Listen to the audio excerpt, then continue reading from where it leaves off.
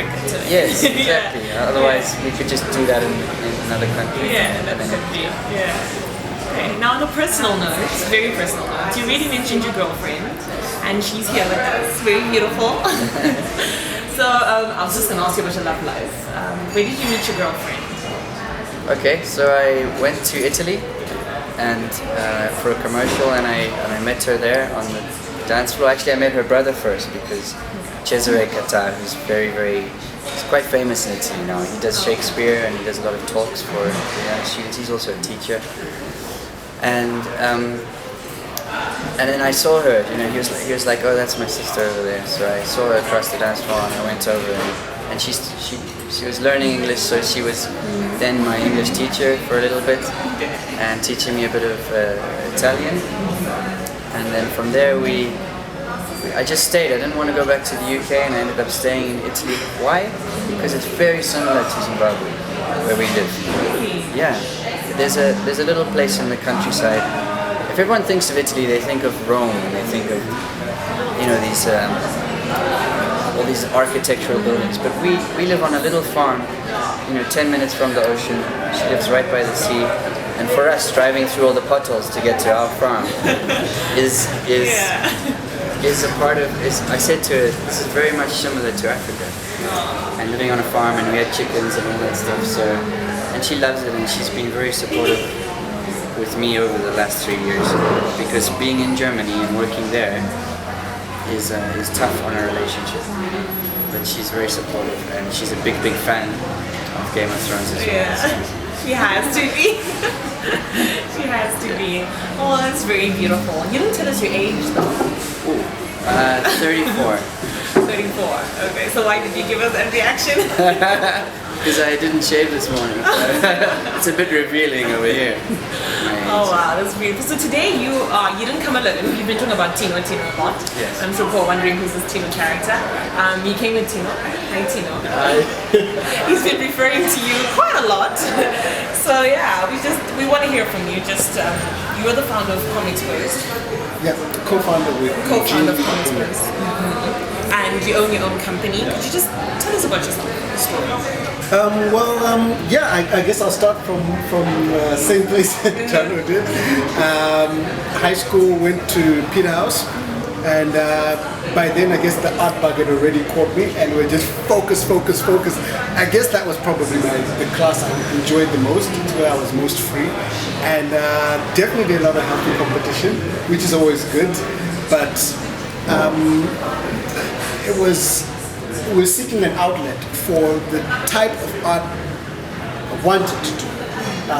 I guess I'm not exactly a fine artist, but I would do comic books on the side, draw a lot of stuff. And by the time I finished, a good friend of ours, Kari Taona, he said, "Hey Tino, there's this place, they teach, I know you want to do comic books, but there's this place they teach animation. Maybe you should apply." And so I said, "Okay, how much time do I have to apply?" So no, you have to send something within a week. So I quickly whipped up a portfolio in a week. I didn't know what that was, but I just followed the instructions, and that's how I ended up doing a Bachelor of Animation at Griffith University in Australia. And then after that, I came back home, and I wanted to be an animator at home, or at least a comic book artist. And I found that industry did not exist. It just was not there. There were lots of guys. There was a few good studios, limited edition, Enchant, some guys from a few generations before me who really wanted to, but there really wasn't anything happening. And I decided I wanted to learn, so I joined some advertising agencies. Did that for a while, started my own, sold that off, then joined the family business, came back, did my own thing again, and eventually started my own studio and met my friend Eugene, and we started the Comic-Con because of that problem where a lot of us didn't know each other, and we wanted an industry to work in, not just have a bunch of collections. So I guess, yeah, nutshell-ish. Nutshell-ish. So like Game of Thrones is huge. Are you a fan though? I'm a big fan. I remember when it started, and I somehow discovered it. And I went to my friends and said, "You guys have to watch this thing." Yeah. And they're like, "No, we're not watching this stuff about knights and wizards and all that." They said, "No, listen, I've got 3 episodes here. You're gonna sit and watch these with me, and then I'll leave. Then we'll see what you say. And needless to say, I got all my friends hooked, and I've been thoroughly hooked up You've until been hooked now. ever since. Yeah. So you must be proud knowing that your friend is part of this production. I mean, you guys learn together. Yeah. Really? It's exciting. It's great to see success. Can I put it that way? Yes. Yeah, it's great to see like passion result in living a dream in a way. Yes, there's bills to pay. Yes, there's expenses. Yes, dreams do have costs. But it's really exciting to see that. It's really exciting to see a fellow Zimbabwean and know that we're not all crazy. Not all crazy. So what will it take to pull off such a production in Zimbabwe, or just generally the film industry in Zimbabwe, the creative industry in Zimbabwe? Because you're in Zimbabwe right now, so you know the situation. What can we do? First of all, I'd say patience.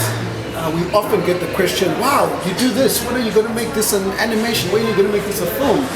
And it's well-intentioned, but it's sort of a little, from a point of ignorance, it's not that easy to make those things from a skill base and from a resource base in terms of financial. So I'd say patience for now as people build their capacity, as people build their skills, as they develop networks and learn to work together. Then over time, I think once we hit that critical point of skill, it wouldn't be so hard to pull off something good. I'd hope guys like Jono and everyone else outside would come back and just assist us on that, because when that day comes we need a little bit of help. But we're a few years out, but we're not like decades out or anything like that. It's just around the corner. Just not too far off, at least. So I mean, money is big, money is important. Earning something from your talent is definitely important. Can you make a living from animation? A decent living in Zimbabwe and just generally, obviously, in the world? We're starting to do so. Had you asked me 3-4 years ago, I'd have said no, not consistently. But now, thanks to the internet, thanks to freelancing, thanks to a lot of that, and now people can access the courses like Jono teaches, and you can access that kind of material. Our skills are improving, and you can do work predominantly for people out of the country and sustain yourself from it. Then you get local clients, but maybe not as frequently, but it's okay. You can have a living. Hopefully we're going to get to the point where people can have better than just a living. They can literally say, I'm going on holiday on my money. I'm wealthy. So we're getting there, but I'm glad that at this point now you actually can say you're pursuing a career in this, and you can do it. So what would be your advice to someone who's watching the show right now and they look up to you, they're looking up to you, and they'd love to get into this industry, and they're in Zimbabwe particularly? What advice can you give such a person? I would just echo what Jono said. You need to not give up. You just need to keep working at it, and you need that hunger.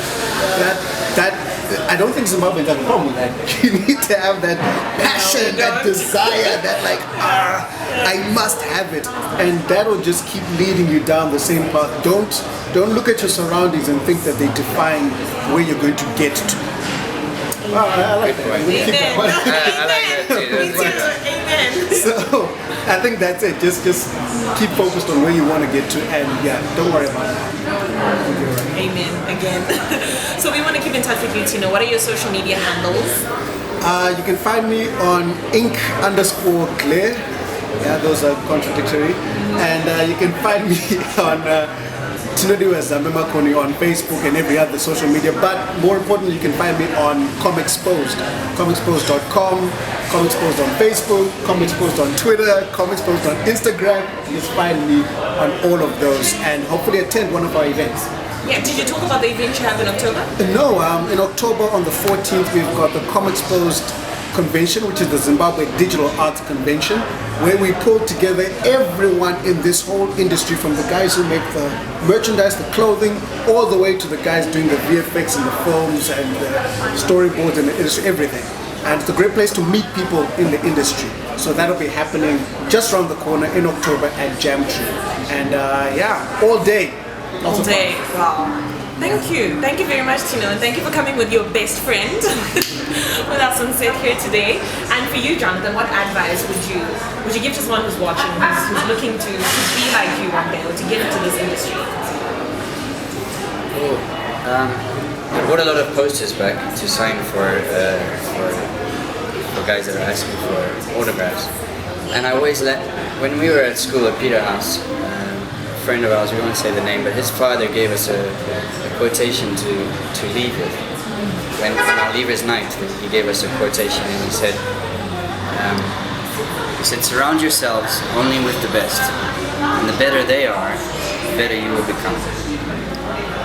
And that's the advice that I've lived by, and that's the advice that I give to my students, to say, look, if someone is trying to pull you away from where you want to go, what you want to do, then just don't listen to them. It's just a simple thing. You can just make a decision. No, I'm not going to go down that way. I want to push my career this way.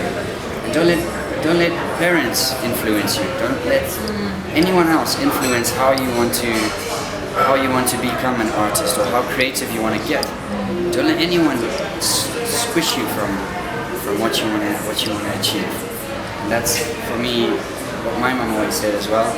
You know, just keep going, keep motivating yourself, find inspiration everywhere. There's inspiration everywhere.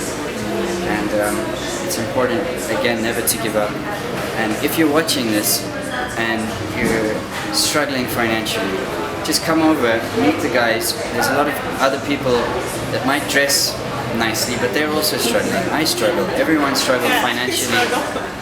And being creative isn't about having money. You don't need money to be creative. You can take a stone and turn it into a beautiful epic. And that's creative, and that costs you nothing. It just takes skills to do that. And come and meet everybody who has skills in different